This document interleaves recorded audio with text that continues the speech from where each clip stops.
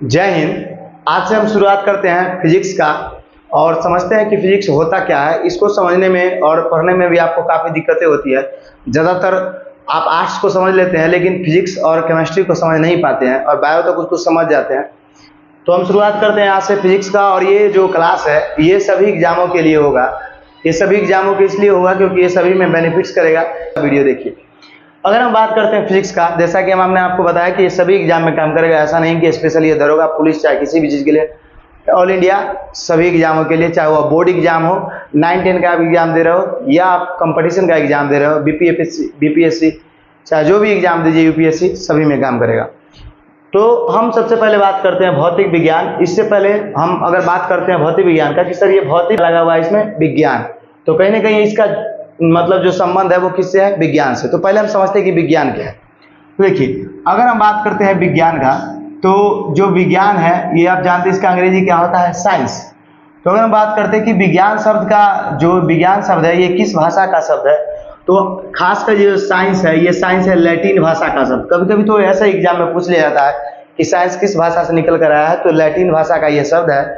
और ये सेलेस्टिया शब्द से मिलकर मतलब आया था, इसी का आगे जाके क्या बन गया? साइंस बन गया। और ये लैटिन भाषा से आया है। कौन सा? आपका साइंस। और अगर हम बात करते हैं ये संज्ञा का अर्थ क्या होता है, तो इसका अर्थ होता है जानना। क्या होता है? किसी चीज को जानना। तो सिंपल, अगर विज्ञान को अगर आपको कोई पूछ दे कि इसका डिफिनीशन क्या होगा, परिभाषा बताइए आप, तो हम कह सकते हैं कि क्रमबद्ध तरीके से किए गए काम को ही क्या कहते हैं? विज्ञान कहते हैं। या किसी चीज के बारे में करके जानना विज्ञान कहलाता है। आशा करते हैं आपको समझ में आया होगा और ये जो हम बोले उसको आप कॉपी में लिख सकते हैं। तो इस विज्ञान के अध्ययन के लिए लोगों ने क्या किया कि आखिरकार विज्ञान पर जब रिसर्च होने लगी, बहुत सारा चीज जानकारियां मिलने लगी, तो इस तरह से क्या किया गया कि विज्ञान को अध्ययन को आसान बनाने के लिए इसको 3 पार्ट में बांट दिया गया। मतलब ये पढ़ने में आसानी हो इसलिए 3 भागों में बांट दिया गया, जिसमें एक आया फिजिक्स, एक आया केमिस्ट्री और एक बायोलॉजी। तो अगर हम बात करते हैं फिजिक्स का, तो इसको हिंदी में हम बोलते हैं भौतिकी, केमिस्ट्री को बोलते हैं रसायन और बायोलॉजी को हम बोलते हैं जीव विज्ञान। तो जो हम फाइनली बात करेंगे वो बात करेंगे किसका? तो भौतिक विज्ञान का। भौतिक विज्ञान आखिरकार तो आप समझ गए कि जो विज्ञान आया वो कहाँ, सॉरी भौतिकी जो आया वो कहाँ से आया? विज्ञान से। विज्ञान के टोटल 3 अंग है। हम ऐसे बोल सकते हैं कि विज्ञान अकेले पिता है और इस पिता के 3 पुत्र हैं। कौन कौन? भौतिक विज्ञान, रसायन विज्ञान और जीव विज्ञान। तो फाइनली जो हम बात करेंगे वो बात करेंगे भौतिक विज्ञान के। तो इसके बारे में हम कुछ कुछ पहले समझते हैं। तो अगर हम बात करते हैं भौतिक विज्ञान का, तो देखिए भौतिकी जो शब्द है, खासकर भौतिकी, ये नहीं कि फिजिक्स, भौतिकी जो शब्द है ये ग्रीक भाषा का शब्द है। किस भाषा का शब्द है? ग्रीक भाषा का। तो अगर आपसे पूछे कि भौतिक किस भाषा का शब्द है, तो ग्रीक भाषा का ये शब्द है। और इसका प्राचीनतम जो अर्थ होता है, इसका यही अर्थ होता है कि पदार्थ और ऊर्जा के संबंधों में जो हम अध्ययन करते हैं इसी को हम बोलते हैं भौतिक विज्ञान। तो इस परिभाषा को भी आप अपने नोटदान में लिख सकते हो कि पदार्थ तथा ऊर्जा के संबंध में जो अध्ययन किया जाता है उसको हम भौतिक विज्ञान कहते हैं। या अब हम समझते हैं कि आखिरकार ये पढ़ने का हमें जरूरत क्यों इसका जरूरत है, क्यों, उद्देश्य क्या है इसका? तो इसका उद्देश्य यही है कि ब्रह्मांड और प्राकृतिक के परिघटना का समझते हैं हम। जब हम भौतिक विज्ञान को पढ़ते हैं तो ये पूरे ब्रह्मांड के अंदर, पूरे प्राकृतिक के अंदर क्या क्या घटना हो रही है उस घटना की जानकारी हमें भौतिक विज्ञान ही देता है। और ये इसी को समझने में ये विज्ञान हमें मदद करता है, भौतिक विज्ञान। समझ गए? अगर हम बात करते हैं भौतिक विज्ञान के पिता के बारे में, तो भौतिक विज्ञान का जो पिता है वो गैलीलियो, न्यूटन और आइंस्टीन। आप कहेगा सर पिता तो कोई एक होता है, ये 3 व्यक्ति कैसे हो गया? तो ये समय के आधार पर लोगों ने डिसाइड किया कि फिजिक्स का पिता कौन होगा। तो अभी अगर पूछ दे आपसे कि अभी वर्तमान समय फिजिक्स का पिता कौन है, तो आपको लगाना है आइंस्टीन। क्या लगाना है? आइंस्टीन। मॉडर्न फिजिक्स का, ऐसे मॉडर्न फिजिक्स का 3 पिता होंगे, लेकिन अभी लेटेस्ट वाला अगर बात किया जाए, जैसे मैं अभी देखिए, अभी आपसे पूछेगा कि कै जी मोबाइल चलाते हैं, तो आप कहेगा 2G ना, 5G चलाते हैं। किसे चलाते हैं? 5G। तो लेटेस्ट 5G है, लेकिन 2G चलाया लोग नहीं, कि नहीं चलाया, चलाया 2G, 3G, 4G, तब आया 5G। तो उसी तरह से देखिएगा कि सबसे पहले जो भौतिकी के कॉन्सेप्ट को और सबसे पहले जानकारी जो दिए वो थे गैलीलियो, इसलिए गैलीलियो को भी इनका पिता माना जाता है। उसके बाद आए गैलीलियो के बाद न्यूटन, उसे भी इनका पिता माना जाता है। और लेटेस्ट में आए आइंस्टीन, तो इन्हें भी पिता माना जाता है। और ये लोगों में अगर देखिएगा तो करीब करीब 90-100 सालों का अंतर रहा है इन वैज्ञानिकों के बीच में। जैसे मैं आप इसको ऐसे समझिए, मान लीजिए कोई लड़का है, समझे, तो वो शुरुआत में मान लीजिए 9-10 पढ़ा किसी टीचर से, तो काफी अच्छा मार्क्स से पास किया 9-10, मतलब मैट्रिक ऐसे पास किया, फिर इंटर पास किया, ग्रेजुएशन भी काफ़ी अच्छा से पास किया, फिर कंपटीशन में पढ़ा किसी टीचर से, उसके बाद वो बहुत बड़ा अधिकारी बन गया। तो आप समझिए कि ऐसा थोड़े कि जिस समय में अधिकारी वो बना उसी टीचर का योगदान था, योगदान तो पहले मैट्रिक वाले टीचर का भी था। तो इसी वजह से यहाँ भी है। तो योगदान फिजिक्स में इन तीनों वैज्ञानिकों का है, इसी वजह से हम इन तीनों को पिता मान सकते हैं। लेकिन आपको ज़्यादातर ऑप्शन में न्यूटन लगाना है, इस बात को आप ध्यान में रखिएगा। तो इस तरह से आप समझ गए। अब हम बात करते हैं कि भौतिक का।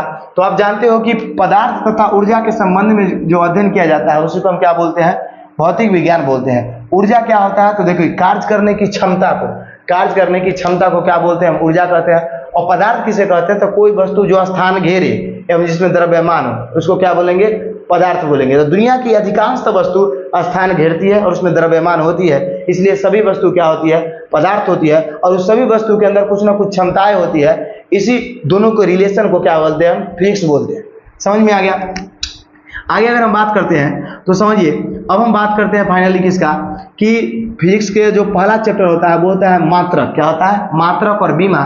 तो आखिर अगर समझते हैं, मात्रक को हिंदी में बोलते हैं हम यूनिट, क्या बोलते हैं, अंग्रेजी में बोलते हैं यूनिट। और मात्रक किसे कहते हैं, तो देखिए भौतिक राशि को मापने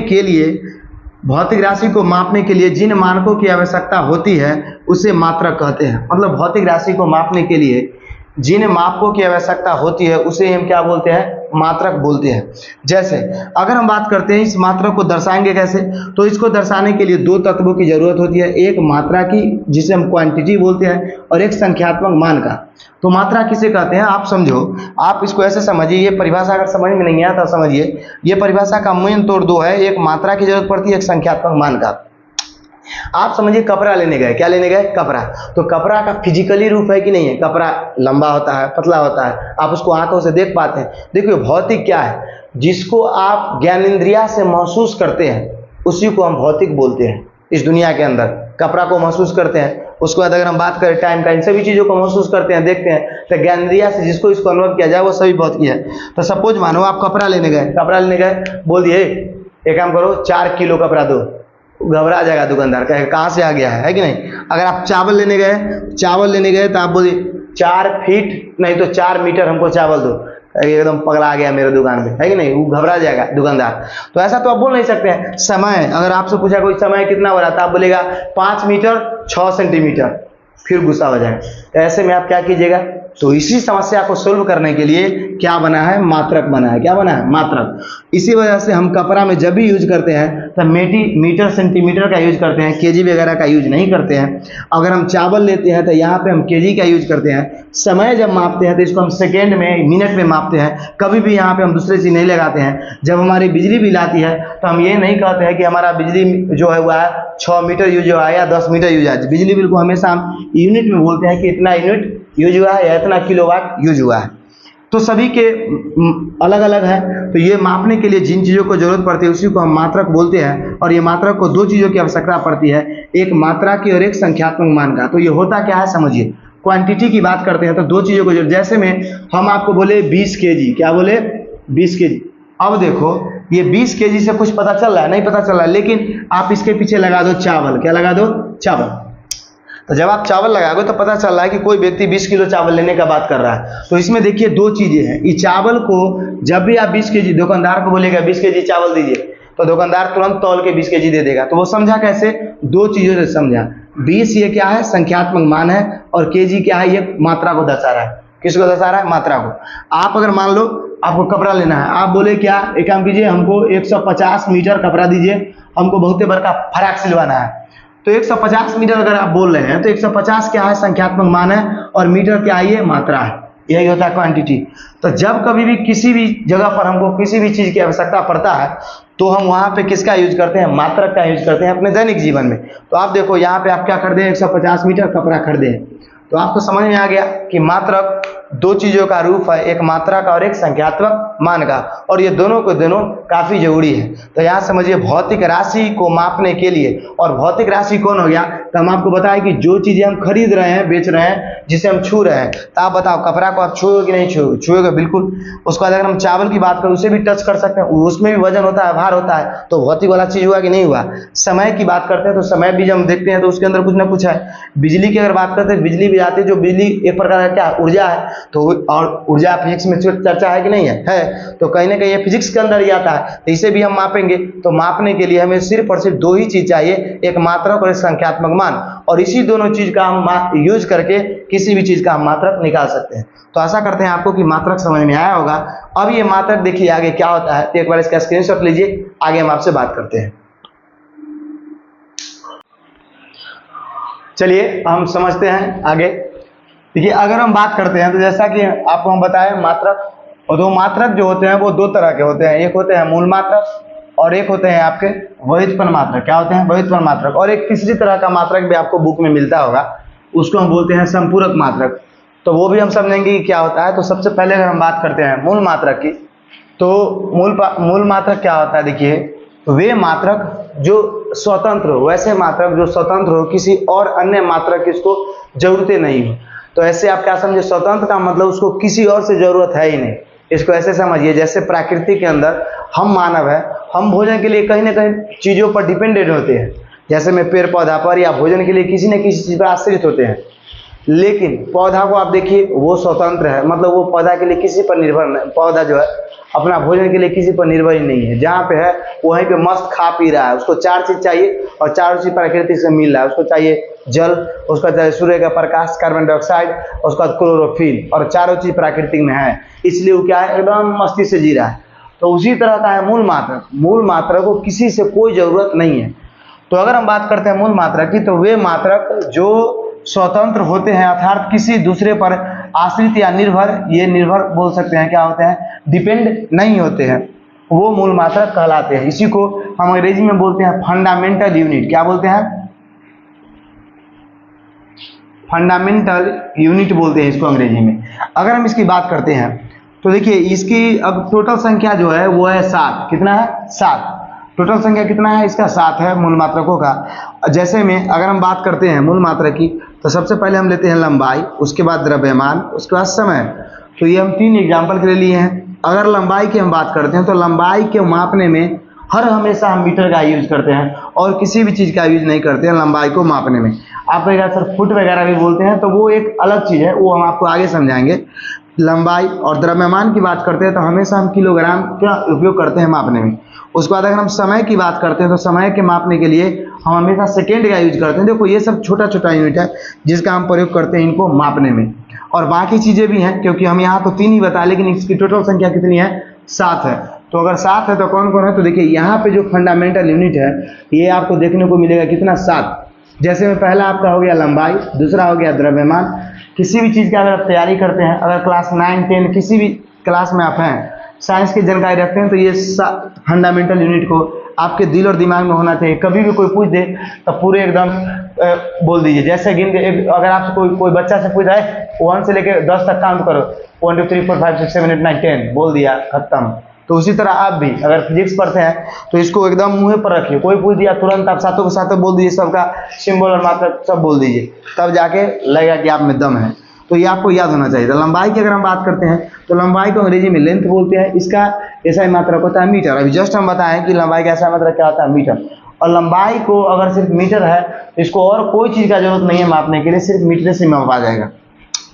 द्रव्यमान की बात करते हैं तो इसका मास होता है यानी किलोग्राम, और इसका सिंबल होता है केजी। सिंबल इसलिए हम लेते हैं क्योंकि सिंबल क्या होता है? शॉर्ट होता है। सिंबल की आवश्यकता क्यों पड़ती है?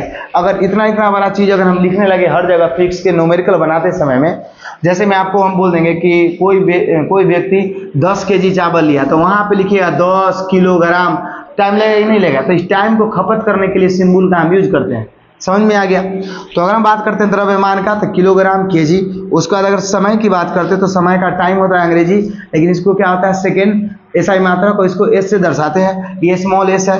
उसके बाद अगर हम विद्युत धारा की बात करते हैं तो इसको बोलते हैं हम इलेक्ट्रिक करंट।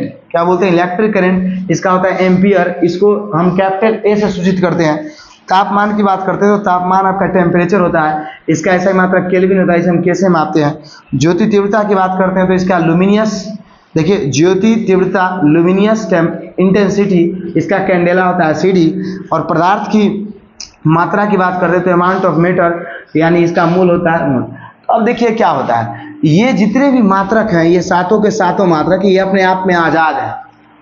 और ये किसी पे डिपेंड ही नहीं है। अगर आप कहीं भी लंबाई मापो, कहीं भी पूरे फिजिक्स के अंदर पढ़िएगा तो मीटर का जरूर यूज किया जाएगा। किसका यूज किया जाएगा? मीटर का। जहाँ भी लंबाई मापने, किसी भी चीज़ को लंबाई मापने का काम आ जाए, तो अगर कहीं भी वजन मापने वाला चीज़ आ जाएगा तो वहाँ पे द्रव्यमान का यूज कन्फर्म होगा। समझे? समय, टाइम का कहीं भी मापिएगा तो सेकंड का यूज होगा ही होगा, विद्युत धारा में एम्पियर का होगा। तो इस तरह से जो ये है, ये मूल मात्रक है, ये किसी पे डिपेंडेंट नहीं होते हैं। समझ में आ गया? तो ये अपने आप में क्या होते हैं? स्वतंत्र होते हैं।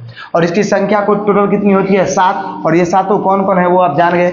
देखिए, कुछ समय पहले 6 ही मूल मात्रक हुआ करते थे, लेकिन आगे जाकर मापतल का जब बैठक हुआ तो ये 7वां को जोड़ दिया गया, पदार्थ के मात्रा को। समझ में आ गया? अब इसके बाद अगर हम आगे बात करते हैं व्युत्पन्न मात्रक की, तो व्युत्पन्न मात्रक की अगर हम बात करते हैं तो इससे पहले हम बात कर लेते हैं संपूरक मात्रक क्या होता है। तो देखिए, ना ये मूल मात्रक में आता है, ना ये व्युत्पन्न मात्रक में आता है, ये एक थर्ड पार्टी, इसको समझिए, समझे? तो अगर हम बात करते हैं संपूरक मात्रक का, तो ये देखिए, ये इसका यूज तब होता है जब दो चीजें एक साथ आ जाए, जब एंगल और डिस्टेंस एक ही साथ बात हो। किसका? एंगल और डिस्टेंस। एंगल मतलब होता है कोण और डिस्टेंस मतलब होता है दूरी। तो कोण और दूरी एक के साथ आ जाए और इसको मापने की जब आवश्यकता हो तो उस समय में हम संपूरक मात्रक का यूज करते हैं। तो जैसे में कोण और दूरी, तो ये कैसे हो जाए? इसका दो होता है, एक होता है ठोस कोण, एक होता है घन कोण। ठोस कोण के जो एसआई मात्रक होता है, ये एसआई मात्रक वो क्या होता है आपका? तो रेडियन, इसको हम शॉर्ट में लिखते हैं RAD रेड, और घन कोण का हम लिखते हैं स्टेडियन SR। समझ में आपको आ गया? तो ये एक अलग टाइप का होता है, ये समझ में आपको आ गया। तो इसके बाद अब हम बात करते हैं कि व्युत्पन्न मात्रक क्या है। तो व्युत्पन्न मात्रक आप सिंपली समझिए, व्युत्पन्न मात्रक वो मात्रक होते हैं, देखो ये आपको हम क्या बताया, मूल मात्रक ये स्वतंत्र होते हैं, निर्भर किसी पे नहीं होते। लेकिन व्युत्पन्न मात्रक होते हैं ये स्वतंत्र होते ही नहीं, ये कहीं ना कहीं डिपेंडेंट होते हैं। मतलब ये कहते हैं वे मात्रक जो स्वतंत्र नहीं हो, अर्थात मूल मात्रक पर आश्रित हो। मतलब वे मात्रक जो स्वतंत्र नहीं हो, और जब ये स्वतंत्र नहीं होगा तो सिंपल बात है, फिजिक्स के अंदर इसको हम पढ़ रहे हैं, तो फिजिक्स के अंदर न किसी से हेल्प लेगा।